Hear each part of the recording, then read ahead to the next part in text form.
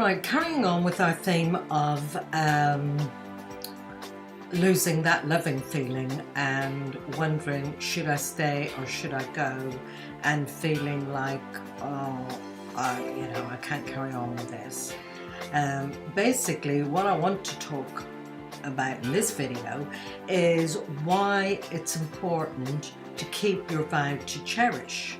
People make a vow when they get married to love and to cherish, and usually they do the best they can. They love each other, but love is a feeling, and you can't make yourself feel the feeling of love.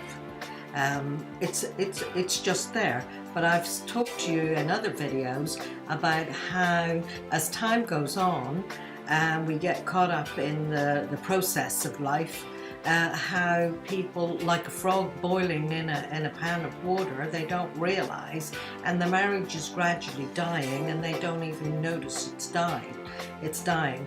But the good news is that it can be turned around. But by then, the feeling of the disconnection and the distance is so much, people feel like they can't get it back again. Well, you can.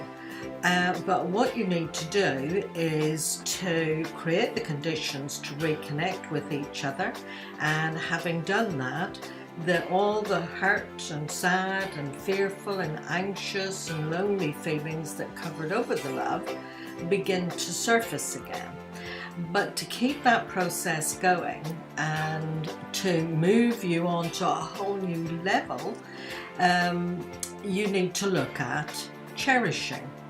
Now, it's not just a word, and it's not just a word that got stuck into the marriage ceremony and that you made a vow to cherish, and most people don't even think about it or what it means. But actually, it's really, really important.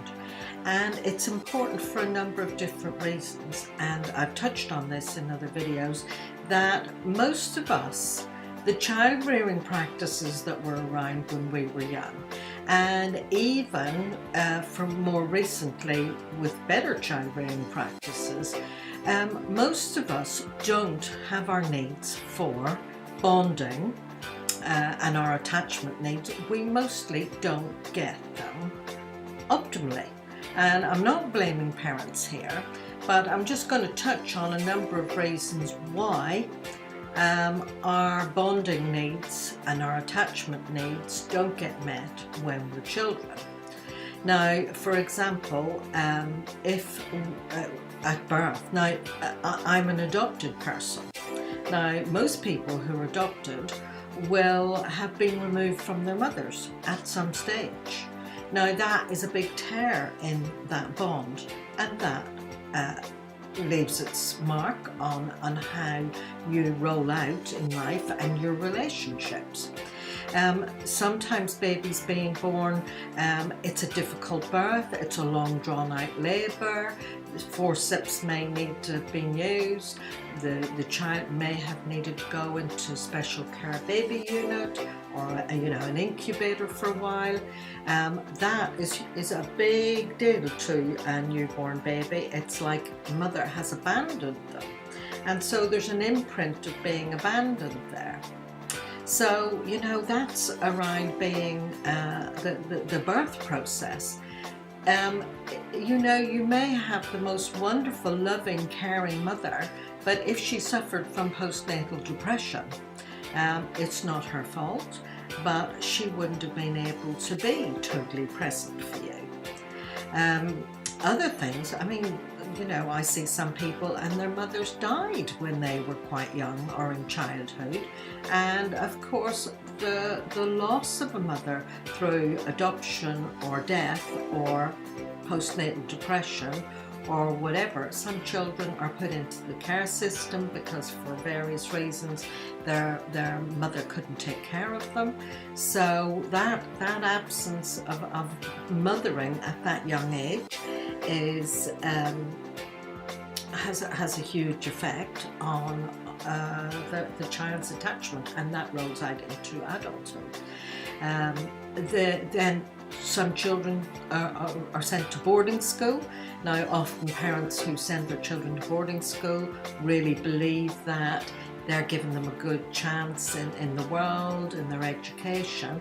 But actually, all of these scenarios that I'm highlighting to you are all scenarios where there is a loss of emotional nurture, and certainly children in boarding school are not emotionally nurtured, and in fact they're emotionally neglected. Their educational needs are seen to, and all their physical needs are seen to, but emotionally they learn to keep everything to themselves, and they learn to survive by keeping their emotions suppressed. Other situations that have a bearing on not having your emotional needs met as a child may be if you had a brother or a sister who was born soon after you. In other words, within like a year to 2 years after you, then you're still young. You're at that stage where you need a lot of emotional input, but your parents may be busy seeing to new siblings, or particularly if the new siblings happen to be twins, or if the new sibling has some special needs or has some illness and has to have extra attention. Sometimes if a grandparent comes to live with you and that grandparent needs a lot of time and attention, the children perhaps don't get the same input. Where there are lots of children in the family, where there's a big family, there is actually less to go around. Now, mother might love them all, but physically and emotionally she is not able to take care of all the physical needs for all the washing, ironing, cooking, cleaning, bed changing, and actually to sit down and make each child feel absolutely special, and to give them the time and attention that they optimally need. And I'm not saying people can't grow up quite happily. I'm simply saying there are deficits, and it's not anybody's fault. If there is an alcoholic parent, that also, whether it's an alcoholic mother or an alcoholic father, the couple, the parent relationship is skewed by the preoccupation with that, that partner's alcohol issues. So there's all of these and lots more that many of you watching this will have been in one of those categories. So even though your parents' intention was to give you the best that they could, and even though they did love you, just because of their situation and their circumstances, you may not have been able to receive all the nurture and the care and the cherishing that you needed. And this is why in the marriage relationship or a long-term committed relationship, it's important to cherish each other, because when you do, it kind of is a reparenting, and it actually fills the developmental gaps that our early experiences left with us. Because optimally and developmentally, if our emotional needs were met, we would present in the world with much more confidence, and we wouldn't feel so defensive and so lacking in self-esteem and self-worth. So the benefits of cherishing each other are that you feel safe to be open. Cherishing each other and taking the time and attention and doing that consciously means you talk to each other about those early wounds and hurts. And I'm not talking about having a pity party here.